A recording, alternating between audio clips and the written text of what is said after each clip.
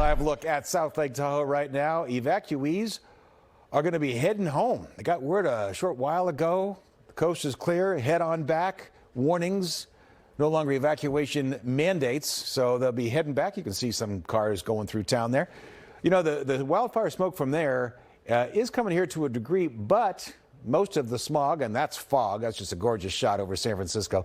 Much of the problem with the air quality right now is from the cars that we drive, not so much the fires that are going on up there. Right, Rob? Yeah, a little bit more of an improvement, Terry, as you mentioned, in the blue skies that we're seeing around the Bay Area. And you can see kind of the two things Terry was talking about. You got the marine air cooling below and that thin band, which might look a little more significant, maybe not so much in terms of you being able to smell the wildfire smoke, but when high pressure builds in, it tends to squish the fog down. We had dense fog this morning, and you begin to see a little more of that smog kind of get trapped underneath that warmer air aloft. The temperature inversion, as we say, acting a bit like a lid on top of the Bay Area. So when you combine these two together, the sunshine and that smog, that gets us some ground level ozone issues. And we'll take a look at those AQI numbers in our forecast in about 30 seconds. Right now, cooler in San Francisco, 60 degrees, west wind at 15 miles per hour.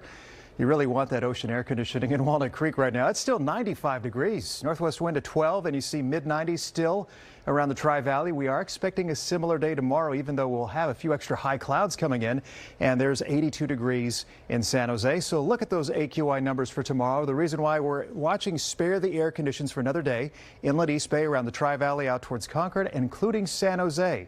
These numbers are elevated for ground level ozone, so the more typical summertime air pollution issue. But as you're about to see, I think you will see a little more wildfire smoke trying to drop in from the north. And that is the main contributor to our air pollution when it comes to wildfire smoke coming down the coast here, kind of brought in by that late day sea breeze into the North Bay and the Central Bay. So tomorrow morning, I think the North Bay, the inland East Bay especially, you might begin to see a bit more of those hazy skies to return, in addition to the high clouds, which will also kind of be filtering out the sun at times heading into the afternoon. So patchy low clouds and fog, maybe some dense fog on the coast, 50s and 60s for tomorrow morning.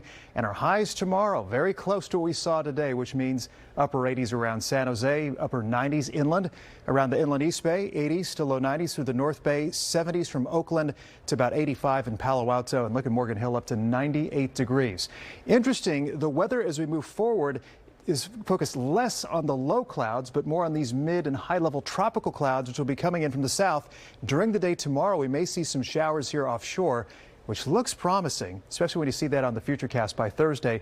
But I want to kind of bring down expectations and why we have to watch this closely also for a fire danger component. This is increasing mid-level moisture. You see it there by Thursday, sweeping over the Bay Area, an upper level system here offshore, which could add a little extra lift to that moisture and get us a chance of those high-based thunder shower or isolated convective showers. We're going to have to watch that because you see there's really no sign of any wetting rain associated at least around the Bay Area.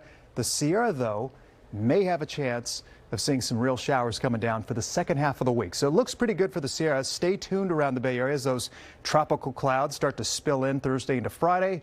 We're hoping that doesn't have any fire danger attached to it. We should see cooler temperatures later on this week, and we think better air quality leaving the holiday weekend. As we head towards the middle part of the week, stay tuned.